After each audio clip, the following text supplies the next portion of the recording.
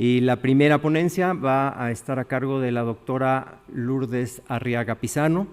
Ella es médico, es doctora en ciencias por parte del Instituto Politécnico Nacional, además investigador titular A del Instituto Mexicano del Seguro Social y miembro del Sistema Nacional de Investigadores nivel 2. Ella hace sus trabajos de investigación en la Unidad de Investigación Médica en Inmunoquímica del Hospital de Especialidades del Centro Médico Nacional Siglo XXI y sus líneas de investigación básicamente es inflamación y ya les platicará un poquito más acerca de ello. La primera ponencia es entonces análisis de las respuestas funcionales a nivel unicelular, descifrando las participantes de la respuesta inflamatoria. Doctora, bienvenida.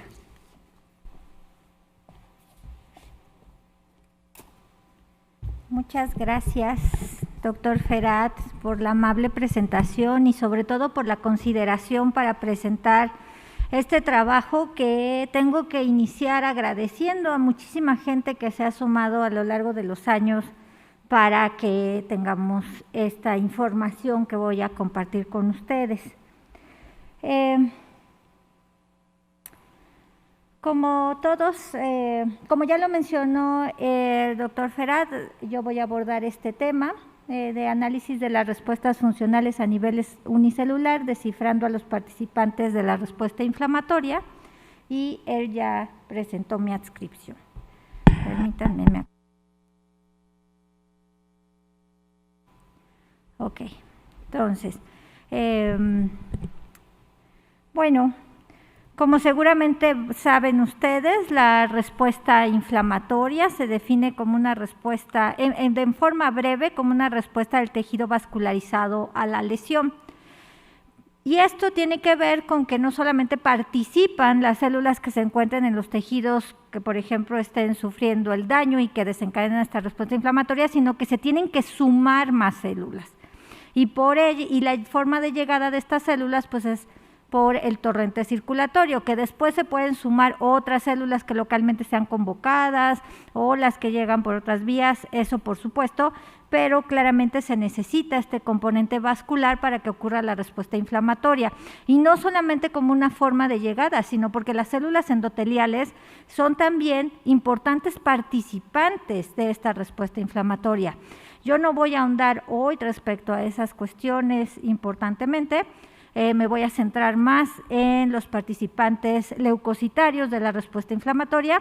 Sin embargo, yo, como muchos otros en el mundo, estamos convencidos de que los problemas de salud que involucran a la respuesta inflamatoria descontrolada muchas veces tienen que ver con el descontrol del sistema endotelial. Entonces, la inflamación es un mecanismo fisiológico, eso es algo muy importante a recordar.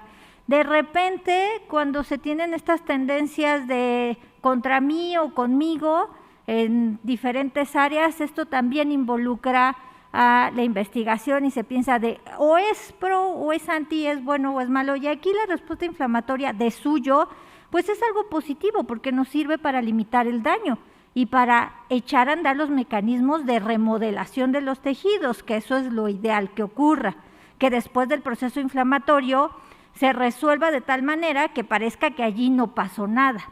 Todos sabemos, porque lo hemos vivido, que no siempre se resuelve de esa manera y que en algunas ocasiones lo que tenemos pues es generación de cicatrización, fibrosis o cualquier mecanismo que nos permita contener a este daño, aunque no se recupere la función de ese tejido. Este proceso inflamatorio involucra a la defensa del huésped, que son parte de los mecanismos de defensa, y como ya les mencionaba, mecanismos de reparación y remodelación tisular. Entonces, si no se da correctamente esta respuesta inflamatoria, tampoco se va a recuperar correctamente a este tejido que ha sido dañado. Y hay que regular el metabolismo, tanto a nivel sistémico como a nivel de las células, se modifica el metabolismo de las mismas para poder cumplir con las funciones que van a tener que cumplir en esta respuesta inflamatoria. Ahora bien, existen diferentes tipos de inflamación, como ustedes seguramente también ya saben. Aquí quienes están presentes y quienes nos acompañan vía Zoom o vía YouTube. Y una de las formas de clasificar la respuesta inflamatoria cuando nos enfocamos a la respuesta inflamatoria local es inflamación aguda, inflamación crónica o inflamación granulomatosa. Y como está bien estudiado desde hace muchísimos años por el área de patología, son diferentes tipos de componentes celulares los que van a participar en cada una de estas respuestas, siendo los polimorfonucleares, los leucocitos, que más abundantemente se concentran en la inflamación aguda, las células mononucleares representadas por macrófagos y linfocitos en inflamación crónica, y macrófagos, así como células epiteliales que forman estas cápsulas fibrosas en otro tipo de inflamación crónica, que es la inflamación granulomatosa. Sin embargo, esta no es la única manera en la cual se puede clasificar al proceso inflamatorio, ya que este se puede clasificar de acuerdo a la extensión. En inflamación local, que incluye esta pentada, que todos los que hemos tenido formación médica conocemos, como clásicamente calor, rubor, dolor, tumor y pérdida de la función, que se ve en esa caricatura, pero también existe la inflamación sistémica, donde no necesariamente lo que vemos es exactamente la pentada y ahora a nivel sistémico. Como bien lo mencionará seguramente el doctor Carrillo, no es que los pacientes se hinchen todos y estén todos hiperémicos, no. Lo que ahí vemos es una hiperactivación del sistema inmunológico, activación del endotelio, del sistema de coagulación, y muchas veces esto involucra falla de órganos. Okay. Si bien, viendo los esquemas con las caricaturas que les presento aquí, tanto en inflamación local como en inflamación sistémica, podemos ver a los componentes celulares comunes, esto es, leucocitos activados, endotelio activado y diferentes moléculas de comunicación que facilitan el inicio y perpetuación, así como control de esta respuesta inflamatoria, como son las citocinas, quimiosinas y proteínas de fase aguda. Lo cierto es que ni son exactamente en la misma dinámica que se van activando, ni son exactamente el mismo patrón o el mismo perfil de citocinas o de ambientes pro o antiinflamatorio, como también se hace referencia a ello, que se van dando a lo largo del tiempo. Entonces, una forma en la que se puede acercar uno a las diferencias en inflamación local y sistémica es qué tan extendido está, por ejemplo, la distribución y efecto de estos ambientes de citocinas, de estas citocinas que han sido secretadas. Mientras que en inflamación local es donde se inició el daño y muchas veces las primeras las generan las células residentes de tejido para convocar a otras, y para eso tienen que activar endotelio para facilitar esta movilización desde el vaso sanguíneo hacia ese sitio de lesión. En la inflamación sistémica se espera que estos componentes se puedan encontrar en todo el torrente circulatorio y tengan efectos a nivel multisistémico. De hecho, existen diferentes evidencias de esta activación que involucra al endotelio a nivel sistémico, al sistema de coagulación y de complemento, como ya les había mencionado, lo cual trae en consecuencia no solamente un estado prooxidante, sino también un estado procoagulante.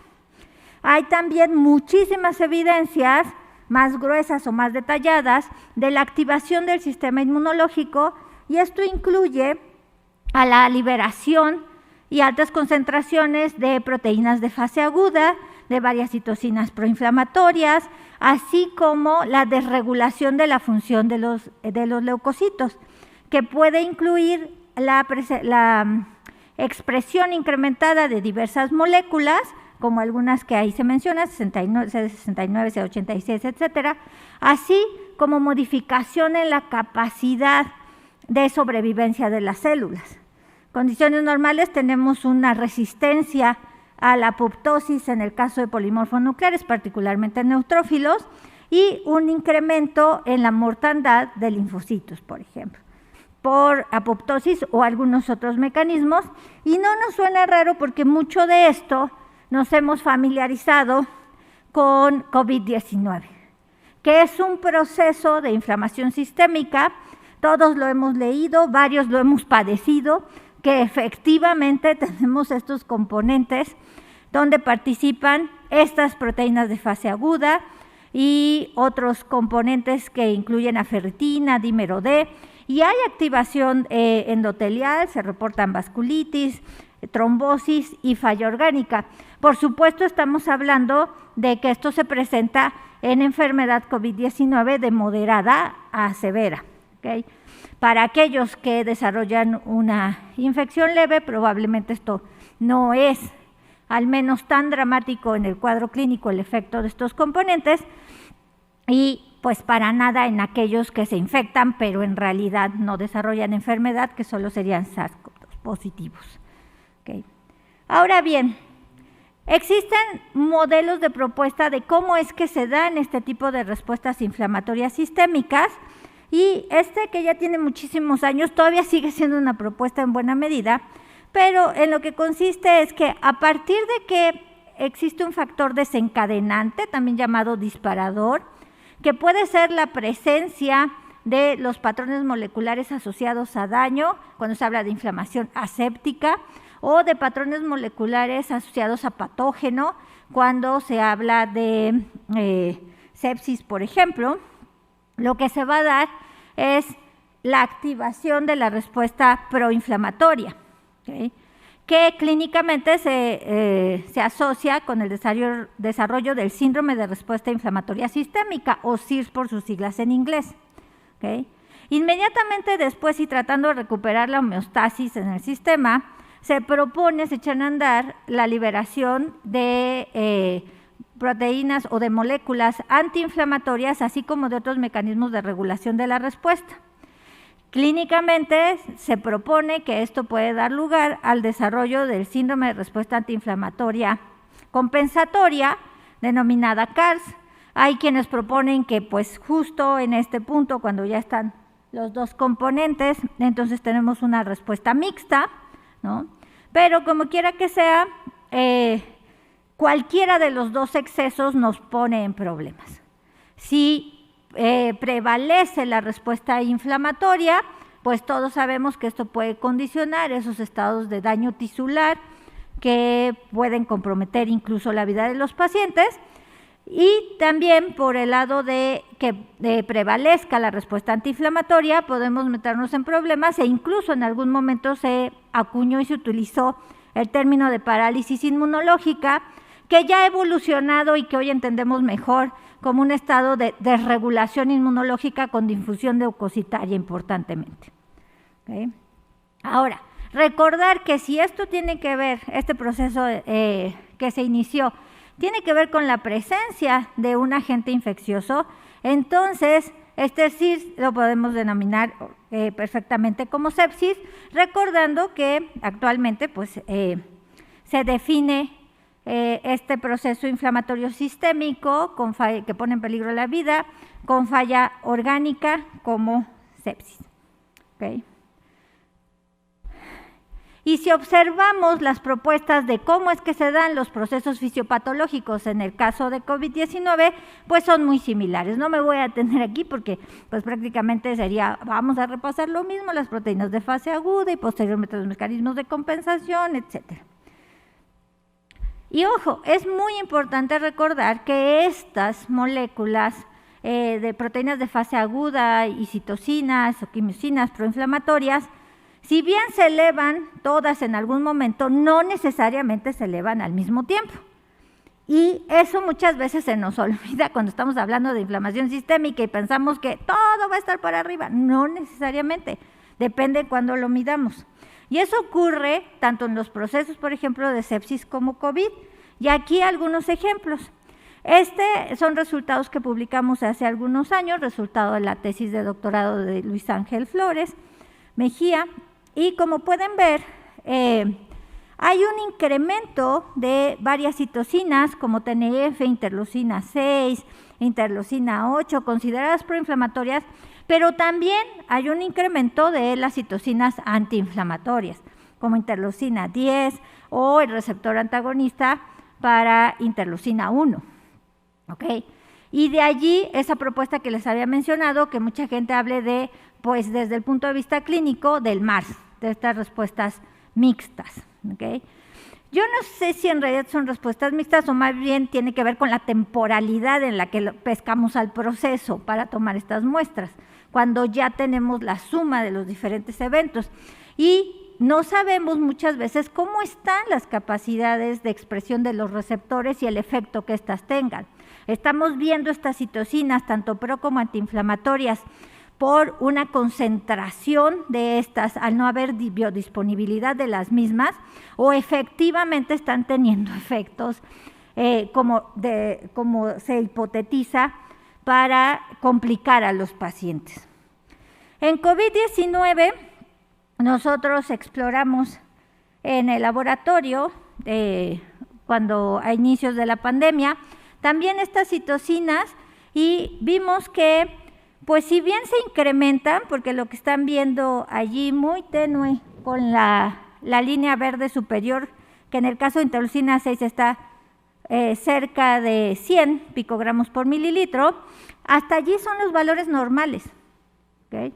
Eso quiere decir que varias de las citocinas, como interleucina 6 o interleucina 10, sí hay pacientes que incrementan la concentración de estas citocinas en circulación, que fue donde las medimos, tanto al día 0, que es cuando ingresaron al área de hospitalización destinada para ello en el hospital de especialidades, pero no todos los pacientes hacen eso y eso tampoco tiene que ver con la mortalidad, como pueden ver ustedes de la pantalla del lado derecho, donde tanto pacientes graves o críticos en ese color más hacia anaranjado intenso o rojo, fueron los que desafortunadamente fallecieron y prácticamente se encuentran en conjunto al mismo nivel que aquellos que sobrevivieron.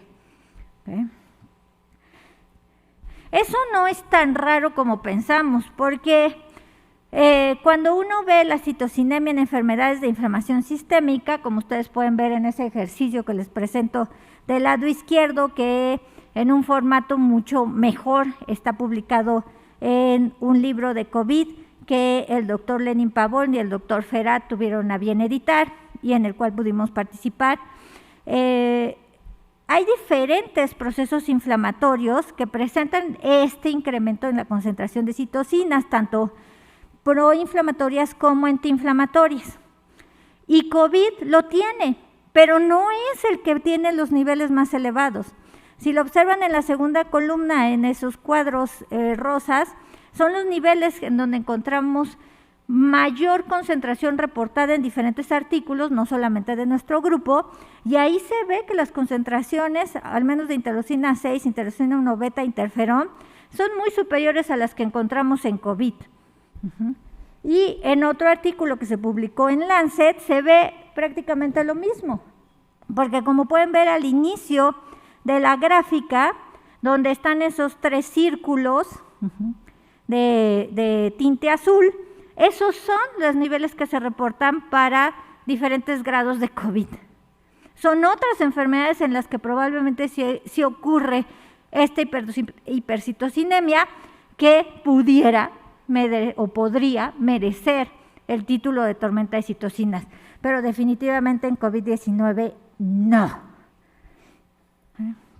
Ahora bien, no solamente tenemos estos cambios a nivel de los componentes solubles, también sabemos que existen cambios celulares, no solamente en el número de células o en el tamaño que estas células tienen o en la complejidad que adquieren con mayor cantidad de gránulos o la degranulación de algunas subpoblaciones.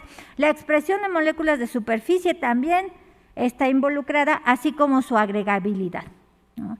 En cuanto a las moléculas, pues nuestro grupo, así como otros en el mundo, hemos reportado desde hace ya varios años que algunas de estas, como HLA-DR o TREM, su expresión en el caso de HLA-DR a la baja, en células de estirpe mieloide, primordialmente monocitos, pero también se ha reportado para células dendríticas por otros grupos, tiene una relación con la sobrevivencia y de hecho se han manejado como potenciales marcadores pronósticos. Y a la inversa es el caso de TREM, cuyo incremento se asocia más con casos más severos o pronóstico desfavorable. ¿Okay? Ahora, ¿cómo se estudian a estas células y esos cambios de los que estábamos hablando? Tanto algunos cambios funcionales como la expresión de algunas de estas moléculas. Pues algunas de las técnicas son las llamadas técnicas citómicas, que en breve lo que quiere decir es poder analizar a las células individualmente. Ya existen diferentes métodos para analizar ya sea proteínas, ácidos nucleicos u otras biomoléculas de estas células que pueden analizarse en la superficie o dentro de ellas. Y de las más conocidas pues están los diferentes tipos de microscopía, donde podemos analizar la estructura, la distribución de esto que estemos buscando, así como existe otras alternativas como es la citometría de flujo y otras que vienen como la espectral o la de masas que ya está por ahí y que nos dan gran cantidad de información de una gran cantidad de células en relativamente muy poco tiempo. Ahí no podemos saber exactamente dónde están los marcadores que estamos buscando, pero sí podemos saber la combinación de múltiples marcadores que puede estar presentando o no una misma célula y explorar una gran cantidad de células en poco tiempo y ver esta especie de resultado de encuesta, como se ve allí en esa gráfica de puntos, donde podemos ver cómo las poblaciones se van formando de acuerdo a la coexpresión o no común de estos marcadores explorados. En este ámbito de citómica también entran todo lo que ahora hemos visto, sobre todo con COVID hubo muchísimos abordajes en pacientes haciendo secuenciación de célula única, que generalmente a lo que se refieren es a explorar el transcriptoma de cada una de estas células, de tal suerte que de cada paciente se pueden analizar decenas o miles de células y ver de mejor manera el comportamiento de las mismas. Lo que ahora está en la línea de investigación en esta área de citómica es justo poder tener información al menos de estas tres diferentes áreas. O sea, ver cómo esta especie de encuesta general, cómo se están comportando las células, cómo está su programa transcripcional, pero también cómo está la distribución de las mismas y muchas veces las interacciones que éstas tengan entre ellas. Y cuando antes hablábamos de microscopía versus otras técnicas, ahora hablamos de todas las técnicas que se complementan entre sí. El flujo de trabajo, para quien lo desconoce, es relativamente muy sencillo. Se tiene que obtener la muestra que uno desea, dependiendo cuál es su pregunta, ¿no? En el caso de los pacientes con sepsis o con COVID, muchas veces lo que se utiliza es sangre periférica, porque es de lo más accesible, pero se puede analizar otros fluidos o tejidos corporales. Hay que poner a las células en suspensión.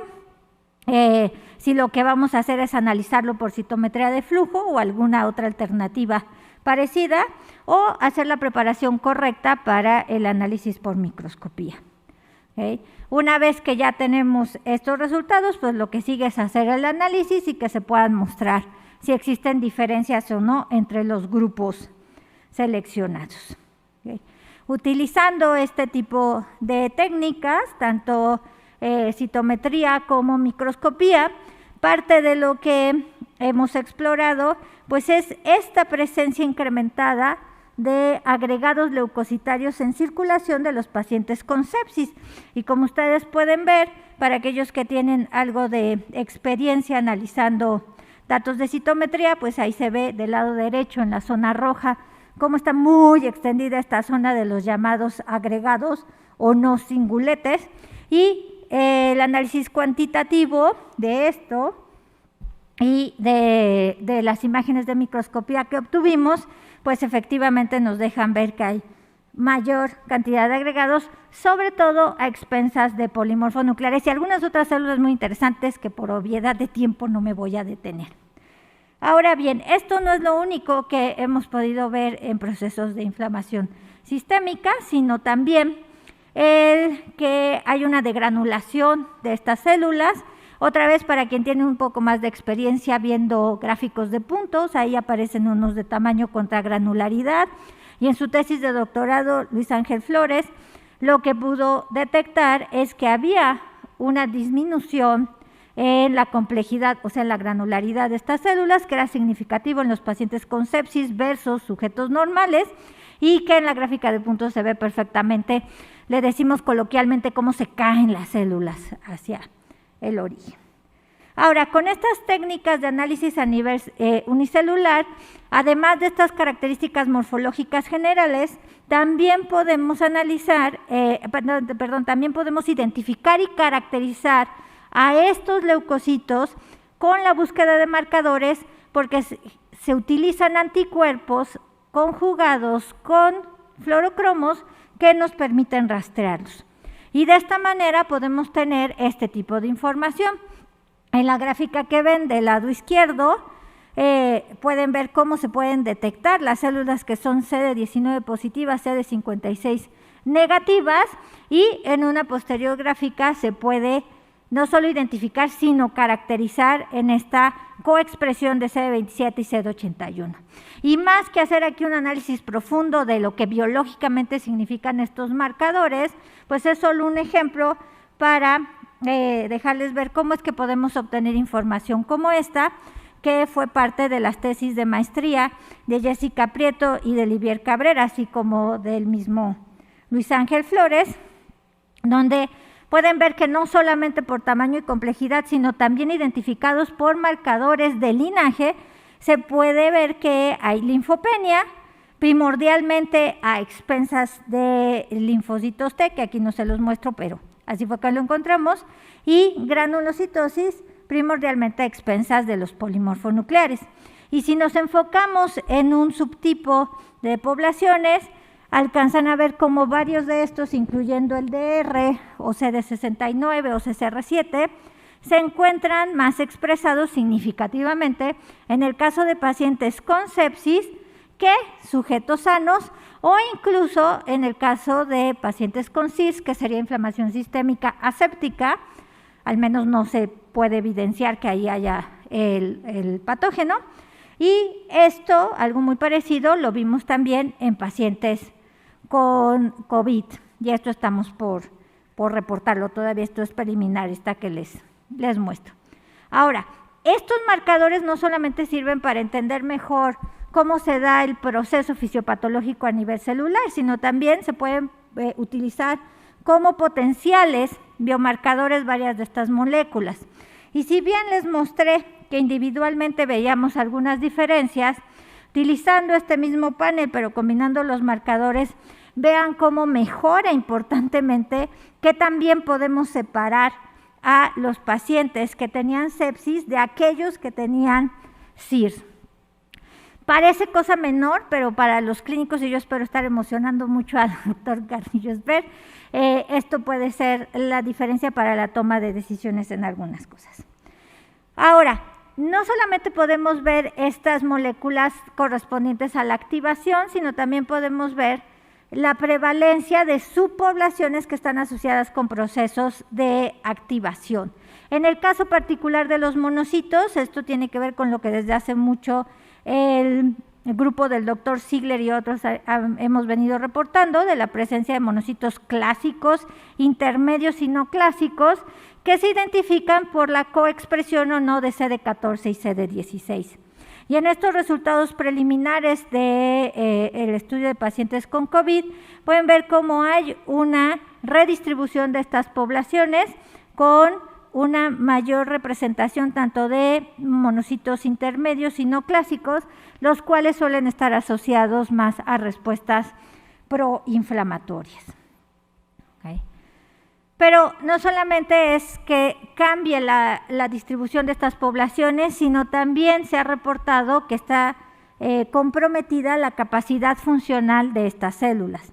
En este ejemplo que les presento, se ve como en los pacientes con sepsis al día 3 o hasta el día 8, que son los dos primeros cuadrados de cada uno, o grupos, cajas, perdón, de cada uno de los gráficos, tanto para mieloperoxidasa como para el estadio respiratorio, es menor que en pacientes sanos, que son las cajas de la derecha en cada gráfica.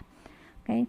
Y siguiendo esa línea de pensamiento, en esa tesis de Luis Ángel Flores también se exploró cómo estaba la fagocitosis en pacientes con cirrosepsis.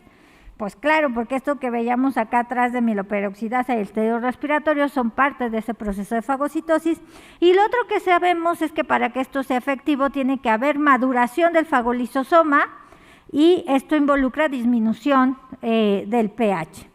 Y utilizando esta idea, pues se han diseñado, no por nosotros, sino incluso a nivel comercial están disponibles, kits en los cuales los fluorocromos que se utilizan se van a internalizar en las células, y solo en aquellas que disminuyan el pH, o sea, que vayan hacia maduración de fagolisosoma, obtendremos esta fluorescencia o se incrementará la fluorescencia.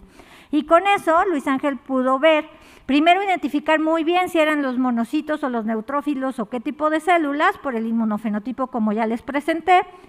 Y si hablamos de internalizar a las bacterias que tenían este fluorocromo, pueden ver que no se ven diferencias entre sujetos sanos, que es esa barra clara, y sujetos con sepsis, que es la barra oscura. Pero interesantemente, cuando lo que veía era, no solo están internalizadas, sino sí está habiendo disminución del pH, o sea, maduración del fagolisosoma, sí hay diferencias significativas para ambos grupos de fagocitos, tanto neutrófilos como monocitos, donde los pacientes sépticos no están completando esta maduración.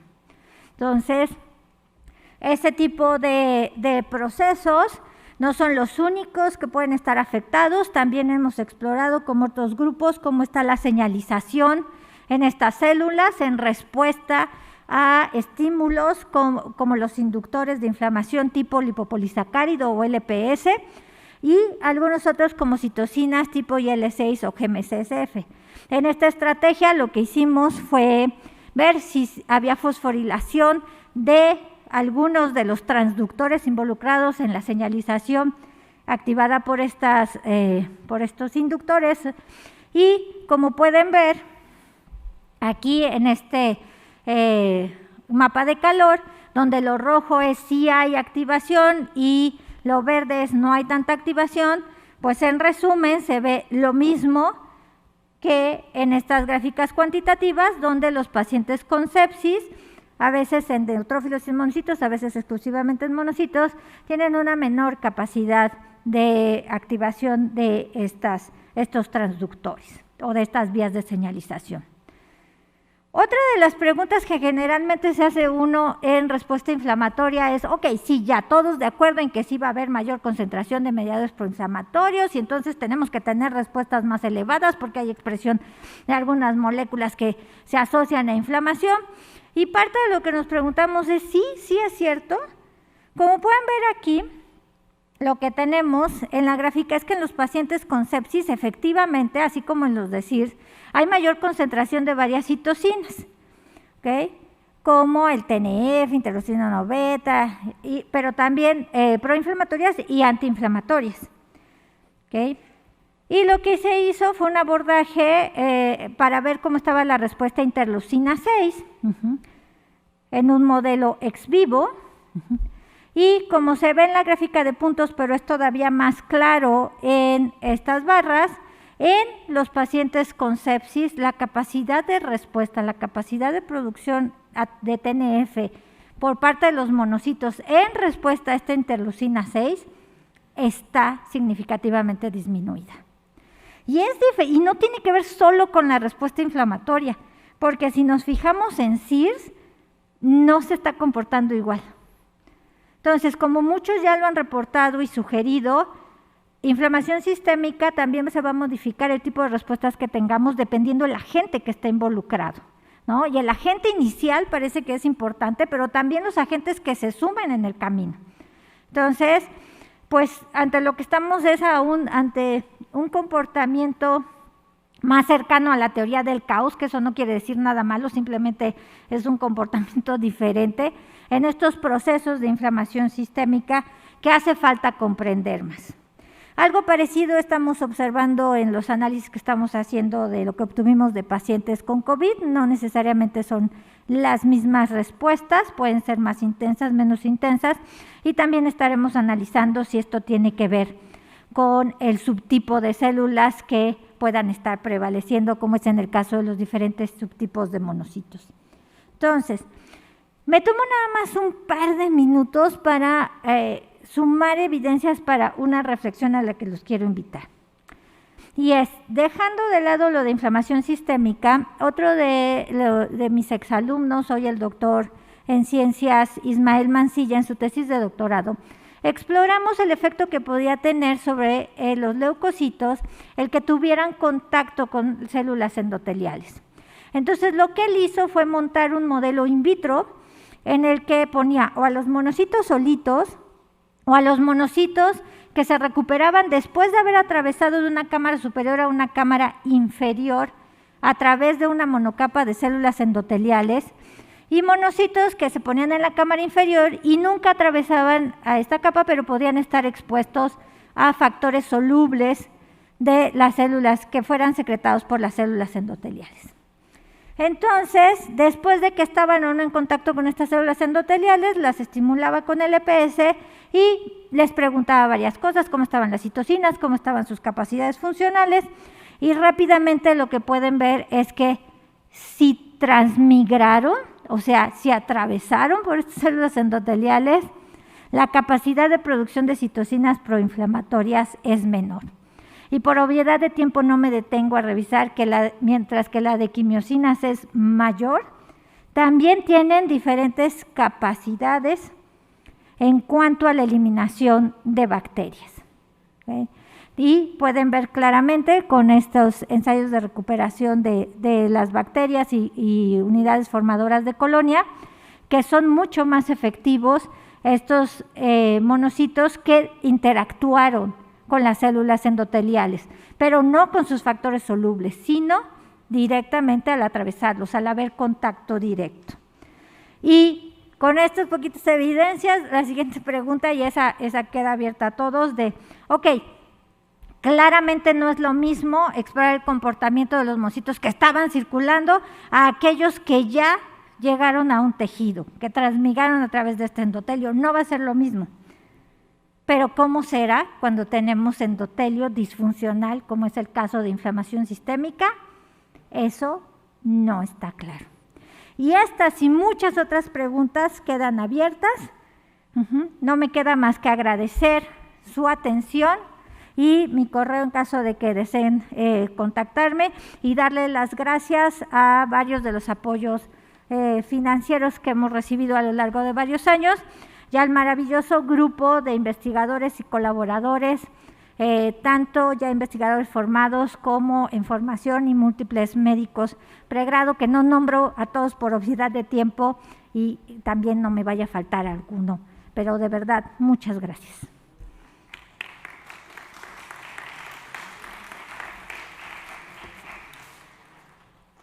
Muchas gracias a la doctora Lourdes Arriaga por su contribución a este módulo de respuesta inflamatoria sistémica.